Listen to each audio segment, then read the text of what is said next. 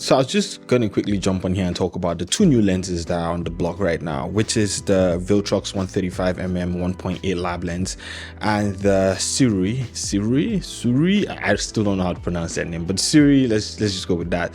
85 1.4 that is going to be coming out soon. Now, I have not gotten hands on any of these lenses. I am in contact with Suri to check out the 85 1.4, and hopefully we'll be able to sort everything out so I can get my hands on that lens and test it before it comes out. I'm also in contact with Viltrox. Hopefully I'll be able to get my hands on the 135 1.8 lens to test out very soon. Now, these two lenses are really interesting to me because of two reasons. The first one is that affordable lenses are getting really good and good lenses are getting pretty cheap. But these are the lenses that we're getting from third-party manufacturers. So for the longest time, we've had Sigma and Tamron, who have been like the biggest third-party manufacturer. We then had people like Samyang that joined. But I would say, recently they've kind of like, fallen off. I do still have a Rokinon RF, 85 RF 1.4. I think that is the only RF lens that was made and sold by a third party.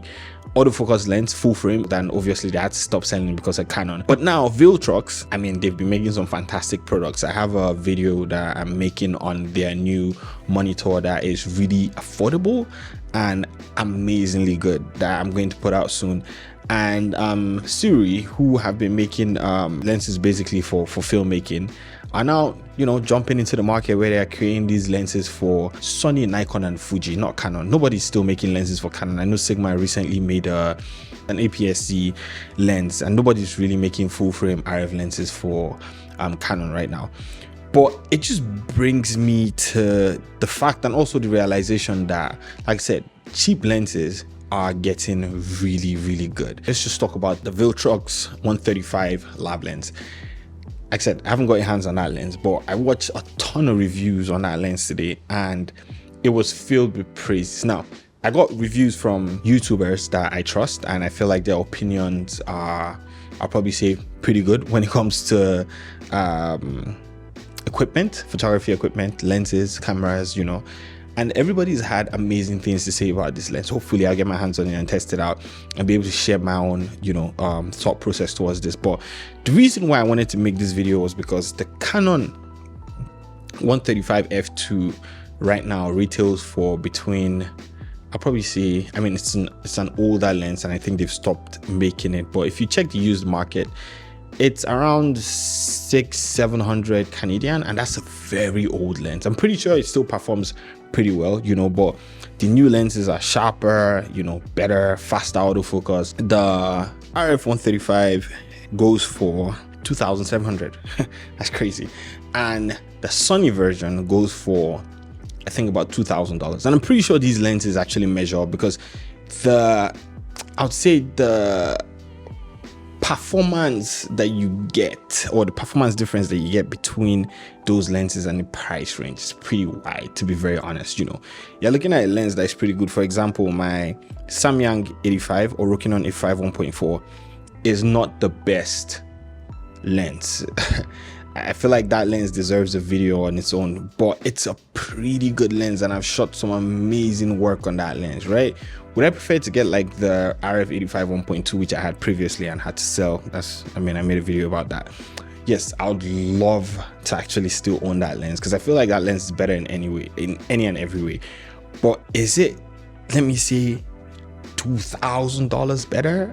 I do not think so. And that's why these lenses, or these new lenses that are coming out, seem to be like the perfect mix between affordability and quality. Like I said, cheap lenses are getting really good. So for $899 for a 135 1.8, this is something you would never have gotten before. I think it's an amazing price for that lens. If it's good and really stands the test of time, we have to put that there. Now let's move to the other lens that's coming out, which is the Suri 85. Now I'm not really sure about that lens, but it's because it's still pretty affordable. We're looking at less than $600 for an 85 1.4 lens. I'm not sure it's going to be better than the G Master 85 1.4. But what I'm just saying is that the quality that you get from these lenses is a quality that you would have paid thousands of dollars to actually get in the past, but right now they are available for pretty affordable prices. So I feel like over the next few years, portrait photography is going to even become more accessible. I'll say when it comes to quality work, obviously your gear does not determine how great your work is going to look, but if you're really good, quality gear just gives you that extra advantage that somebody that is just as good as you, or equally as good as you, might not have. So I feel like in the next few years it's going to even become a lot more affordable. I'm really looking forward to what Viltrox is going to come out with. I mean, this is their first I would say premium lens, and their first premium lens is nowhere as expensive as any of these other brands, and also it is pretty good according to what I've heard. I'm pretty sure you've watched the videos too. So yeah, I'm really looking forward to getting hands on these lenses. What does this mean for Sigma and Tamron? I feel like more competition is good, because it pushes these other brands to actually sit up and like innovate more and give us more affordable options. But I never thought there would be a time in life where we have Canon, Sony, Nikon, and like these people making like their lenses, and then we have Tamron and Sigma just right beneath them making affordable glass for us, and then we now have like the super budget premium category again, which is under Tamron and I would say Sigma, but making lenses that are competing with first party lenses. Never in a million years did I think that would happen. So I'm pretty excited for where this is going. Like I'm really excited, and a big shout out to Viltrox and Siri and any other company that's out there innovating, be it Sigma, Tamron, and making these amazing gear, but also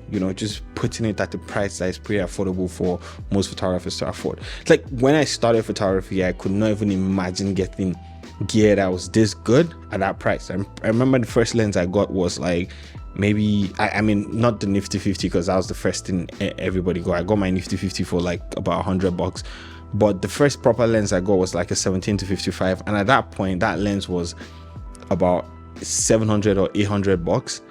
That lens right now you get for a lot cheaper. I mean, that lens is nowhere compared to a lot of lenses that are available right now. For example, you have like this 18 to 35 Sigma lens that's been here forever.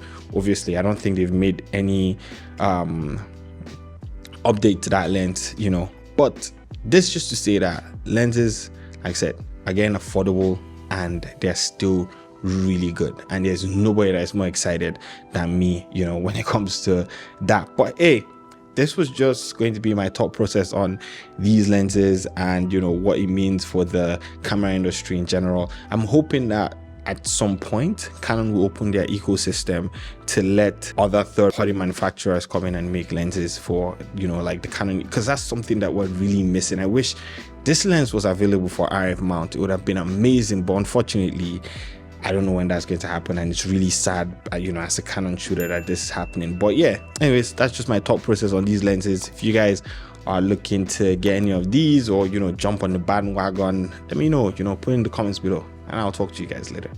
Peace out.